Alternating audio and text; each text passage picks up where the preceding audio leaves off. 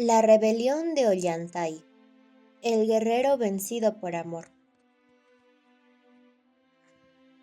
La mañana aún somnolienta recibía la noticia de una nueva victoria de las tropas comandadas por Ollantay. El bravo guerrero y favorito del Inca estaba nuevamente en Cusco después de varios días de batalla, aunque, por primera vez, prefería el silencio de un recoveco desolado al bullicio de un pueblo celebrando sus triunfos. Había caminado muchas veces por esas mismas calles empedradas que ahora le parecían tan nuevas, tan sorprendentemente cálidas y llenas de rincones fascinantes. Incluso las flores que al general pocas veces le interesaban, habían cobrado un singular atractivo en su corazón y sus brazos pétreos, expertos en abatir enemigos, se estremecían ante la posibilidad de un abrazo. Sin duda, Ollantay estaba enamorado. Mientras Piquichaqui, su sirviente, trataba de comentarle sobre los preparativos que el Inca había ordenado para celebrar su nuevo triunfo, el guerrero solo quería oír hablar de su amada, Cusicóyur, la hija preferida del temido Inca Pachacútec. Dime, Piquichaqui, ¿qué sabes de ella? ¿Fuiste a verla? ¿Entraste en su palacio? Habla, hombre. ¿Te habló de mí? Preguntó Ollantay, impaciente, sin siquiera dar tiempo a su criado de contestar. Frena tus ansias de enamorado amante y deja de ponerme la soga al cuello, que si el Inca llega a enterarse de que ando merodeando por el palacio de las Vírgenes del Sol, es capaz de mandarme a despellejar vivo y luego hacer lo mismo contigo. Piquichaqui era cobarde, quizá por eso pretendía al menos ser sensato, y desde el momento en que supo del amor que sentía su señor por la hija del Inca, había intentado disuadirlo, pero a pese a todos sus esfuerzos no tenía éxito. Ollantay era un guerrero sin miedo y decidido a vencer en cualquier batalla. Además, en el fondo de su corazón abrigaba la esperanza de que el aprecio que el Inca le mostraba y el cariño de padre que decía tenerle bastarán para consentir su relación con Cusicóyur. El amor no teme a nada ni a nadie, respondía el enamorado cada vez que la voz de la conciencia le advertía de la distancia social que lo separaba de su amada. Hay tantas mujeres que pueden amar sin peligro. ¿Por qué te empeñas en la única que puede costarte la vida?, repetía Piquichaqui constantemente. Ni la misma muerte podría mudar el amor que siente mi corazón por Cusicóyur. Combatiría contra una montaña, al mismo demonio derrotaría, solo por abrazarla, advirtió Ollantay. Dime, ¿no es acaso ella la flor más brillante de todo el imperio? Estás loco por esa mujer, replicó Piquichaqui. Aunque si fue una de las vírgenes que vi ayer. ¿Cómo era ella? Descríbela, insistió ansioso, sintiendo que el corazón le brincaba en el pecho al oírla nombrar. Era hermosa, jovial, dulce, delicada, única entre todas. Piquichaqui sonreía moviendo afirmativamente la cabeza, mientras pensaba que la descripción de su amo bien calzaba con la que cualquier enamorado haría del objeto de sus desvelos, aunque ésta fuera una verdadera escoba con vestido. Alentado por la supuesta complicidad de su sirviente, Ollantay casi le suplicaba que fuera a buscarla, llevándole un mensaje de amor. Aunque a regañadientes, el mensajero hubiera tenido que partir con el encargo, de no ser porque en ese momento llegaba el astrólogo del Inca a las puertas del Coricancha, donde ellos se habían detenido a conversar. Wilcauma caminaba absorto en sus pensamientos. De rato en rato levantaba el brazo y dejaba ver el cuchillo que llevaba en la mano. Era el que usaba en las ceremonias al sol. Mientras caminaba, recitaba algunos versos al dios incandescente, prometiéndole magníficos sacrificios. Iba vestido con una túnica negra y lucía sombrío, por lo que Ollantay no dudó en que el brujo portara malas noticias para el Inca. Sin saber muy bien lo que esperaba escuchar, el guerrero se interpuso en el camino de Wilcauma.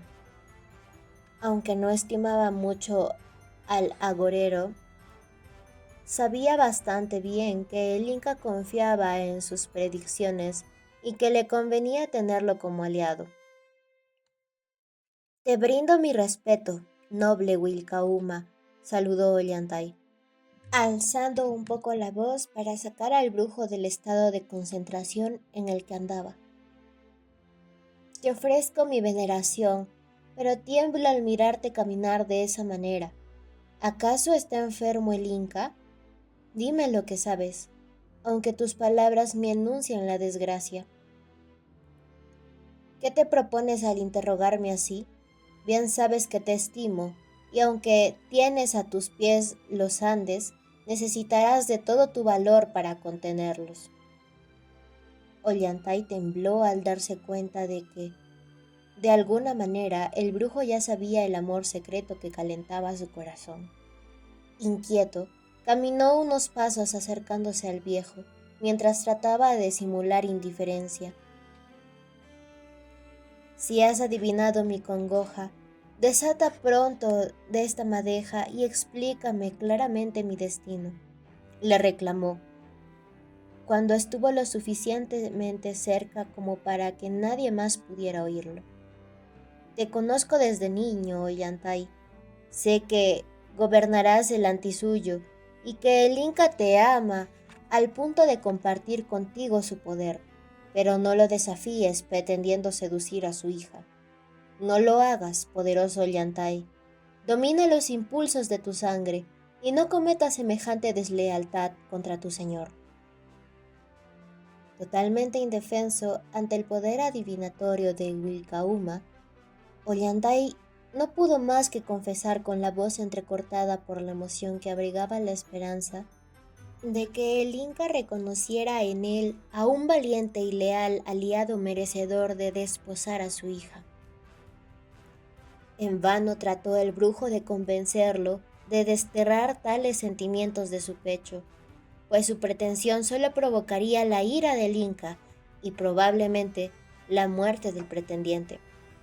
Pachacútec nunca aceptaría desposar a su querida hija con un hombre mortal, pues ella estaba destinada al dios Sol.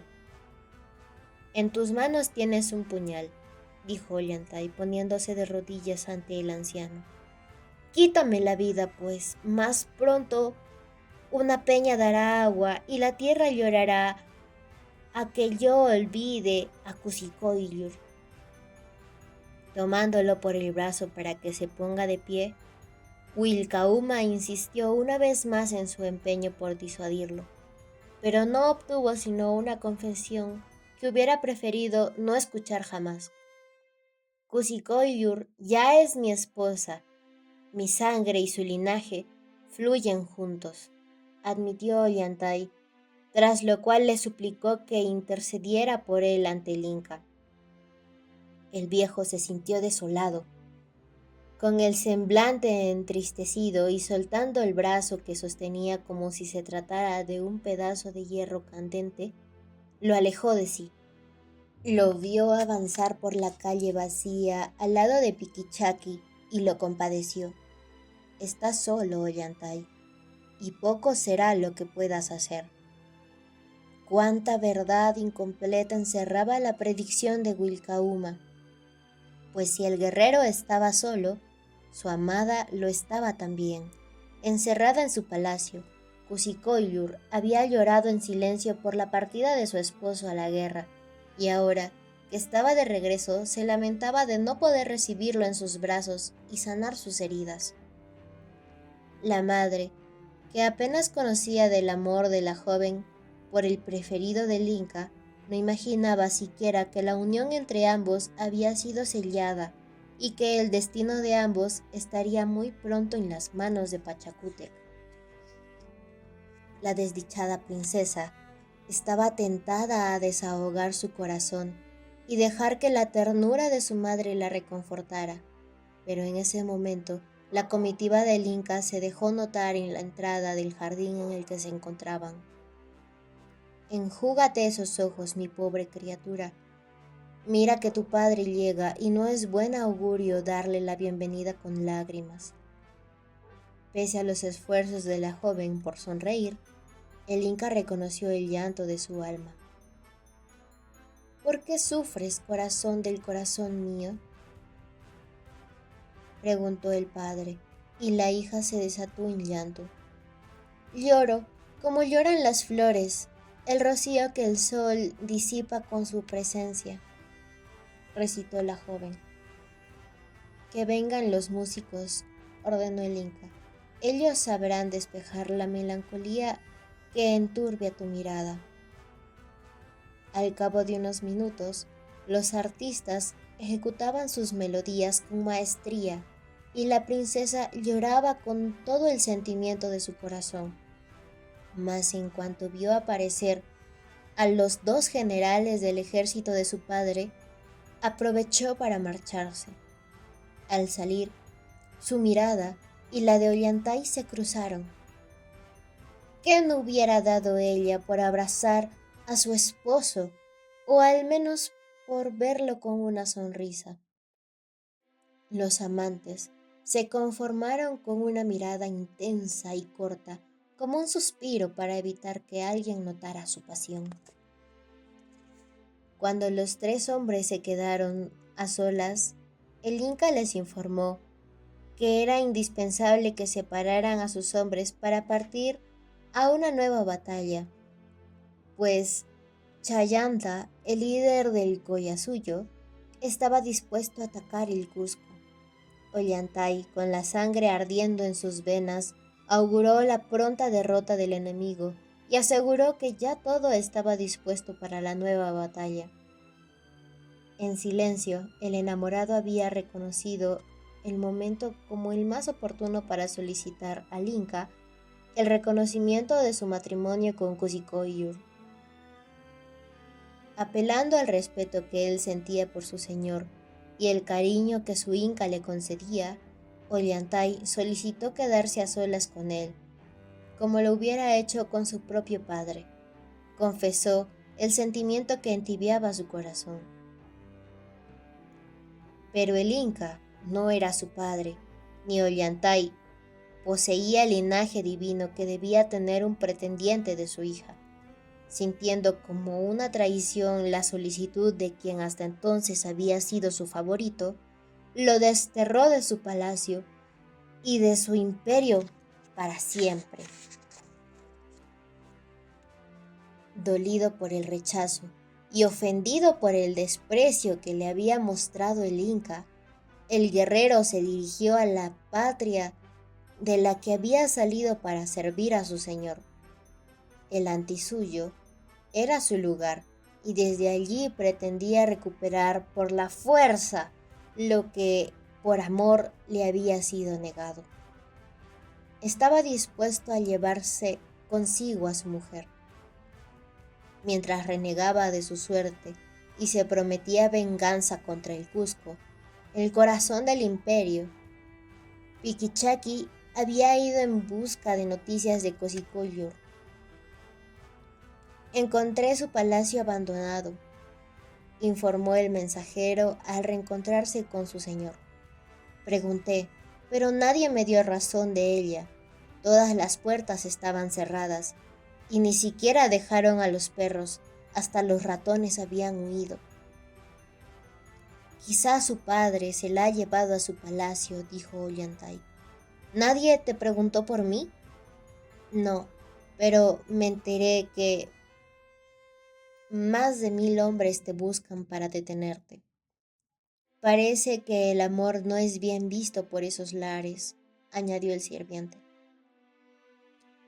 Aunque trataba de entender el enojo del padre, Ollantay no aceptaba la humillación de ser encarcelado por amor y se decidió a dar batalla. Una vez más, Piquichaki intentó proponerle que olvidara a Cuscoiljur, pero nuevamente obtuvo la determinada respuesta de siempre. Sería una infamia. Yo mismo la encontraré. Tras considerar como una ofensa contra el pueblo el desprecio que el Inca había mostrado contra el joven guerrero, heredero por línea paterna del Antisuyo, los ancianos de la provincia reconocieron a Ollantay como su propio Inca y se dispusieron a resistir las órdenes provenientes del Cusco. Tú puedes ordenar al pueblo que descanse. No queremos emprender más conquistas en nombre del Cusco, indicó Orco Huaranca, el general del Antisuyo que había prometido fidelidad a Ollantay.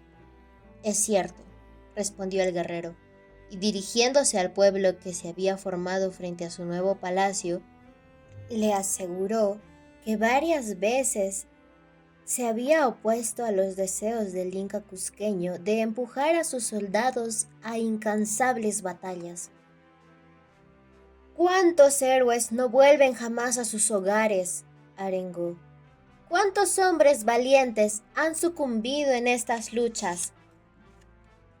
El pueblo se sintió motivado y el título de Inca fue coreado con el nombre de Ollantay, mientras Ancuallín Auquín levantaba la mascaipacha roja, símbolo de poder del Antisuyo.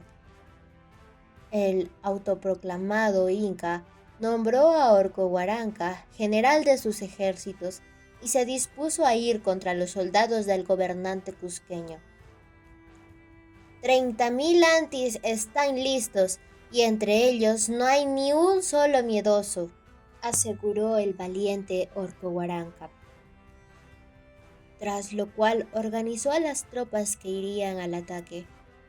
El capitán Marutu saldrá con los valientes de Vilcabamba y en la confluencia del Queru quedará apostado a esperar de nuestras órdenes. El noble Chara se colocará en las alturas opuestas y aguardará. En las gargantas del Charamuray se ubicarán 10,000 guerreros y en el valle de Pachar otros 10,000 cerrarán el paso a los invasores. Pueden venir los cusqueños cuando quieran, desafió Orco Huaranca. Cuando estén cercados por todas partes, sonará el grito de guerra y una lluvia de rocas los abatirá. Era muy poco tiempo. La noticia de la rebelión de Ollantay había llegado a oídos del Inca Pachacútec, quien mandó a su valiente guerrero, Rumiñahui, a marchar con 50,000 de sus hombres hasta la tierra de los Antis y capturar a Ollantay. Mientras los palacios de los hombres se arman y conjuran las batallas, en el templo destinado al sol, una hermosa chiquilla, con poco más edad que una niña y menos que una joven, libra su propia batalla contra la monotonía del encierro. No comprendo por qué debo permanecer en este lugar como una cautiva, reclamaba Imazumac, hija del amor entre Cuscoiljur y Ollantay. ¿Por qué me está prohibido acercarme a la puerta? Mi alma está inquieta. Esta casa y este encierro me son odiosos. Pictusaya, su ama y casi confidente, trataba de consolarla en cuanto le era posible. Le hablaba de horribles tormentos que enfrentaban los que se encontraban del otro lado del templo, pero Imazumac no era fácil de convencer, especialmente después de haber comenzado a escuchar los terribles lamentos que parecían provenir de las entrañas de la propia tierra. Anoche, cuando paseaba por el jardín, la oí sollozar, confesó Imazumac. Era la voz de una mujer que se lamentaba amargamente, y por más que busqué, no encontré a nadie. Aunque mi cuerpo se estremecía de horror, pregunté para saber por qué penaba.